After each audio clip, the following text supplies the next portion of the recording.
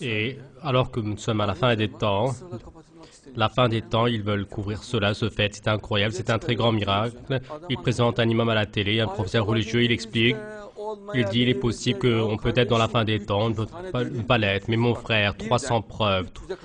Et de 1 jusqu'à 300, il y a des chiffres, et les uns à la suite des autres. La première fois, donc cela s'est donc aligné. 300 signes, tous sont sortis.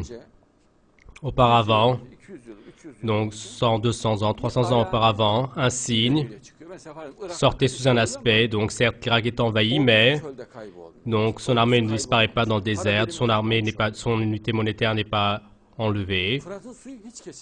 Le cours de l'Euphrate n'a jamais été coupé dans l'histoire, seule la première fois donc il a été asséché, et tous les signes dans l'histoire donc de 10 000 ans de la Terre ne s'est pas produit dans une histoire de 10 000 ans. Mais donc seulement ils veulent couvrir cela avec insistance par Allah. Et qui est-ce qui est mal à l'aise? Je ne comprends pas. Quel est le mal de cela? Si vous êtes si réticent du Mahdi, de la fin des temps, et si vous êtes donc si inquiet de la réalisation des hadiths de notre prophète, quel type de l'islam est-ce? Et donc, qu'est-ce que le fait d'être musulman? Qu'est-ce que la piété alors? Et il y a une grande panique. Regardez, constamment, donc, ils veulent couvrir le fait de manière... Regardez mon frère, la comète Lulin, dans une histoire donc de 10 000 ans.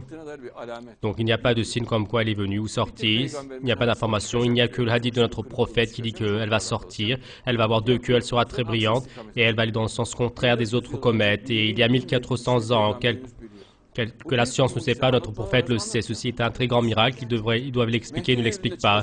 Il dit qu'elle va apparaître au temps du Mahdi.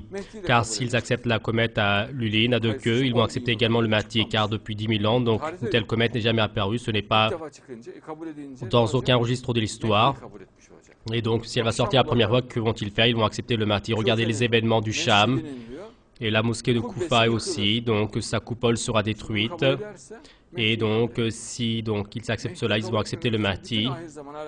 Et donc, pour ne pas accepter le Mahdi, ils rejettent tous les signes de la fin des temps. Ils font comme si ils ne comprenaient pas.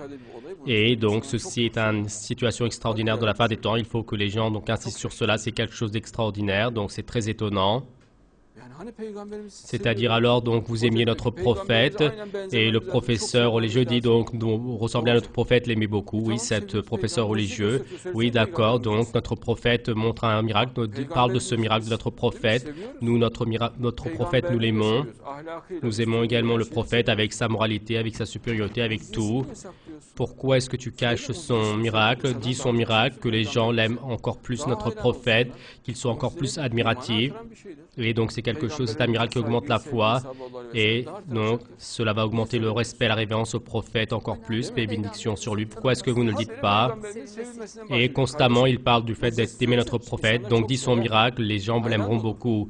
Ils seront admiratifs et ils seront convaincus qu'il est prophète. Et toi, tu ne le dis pas, tu le caches.